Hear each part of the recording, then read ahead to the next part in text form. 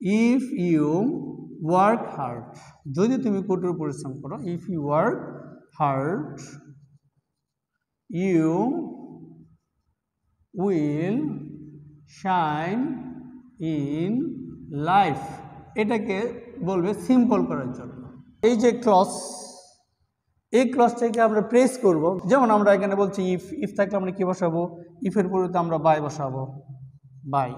এখন প্রেস করার নিয়ম কি? প্রেস করার নিয়ম হচ্ছে সাবজেক্ট এবং ভার্ব, এই যে দুইটা সাবজেক্ট ভার্ব থাকবে বেরিশ করে দেওয়া, মানে তুলে দিলেই কিন্তু আমরা ক্লজটাকে প্রেস হয়ে যাবে। যেমন আমরা যদি দেখি এখানে সাবজেক্ট কি ইউ, আমরা এই ইউ যদি বাদ দিয়ে দেই, কারণ ইউ তো এখানে একটা আছেই, ইউ বাদ দিলে কিন্তু এখানে সাবজেক্ট বেনিশ। এবং ভার্বটাকে আমরা কীভাবে বেনিশ করবো, এটার সাথে আইনজি দিয়ে দিব, তাহলে সাবজেক্ট ভার্ব বেনিশ হয়ে গেলো, জিরান হয়ে গেল। এরপরে কি যা আছে আমরা দিব hard, you will shine in life.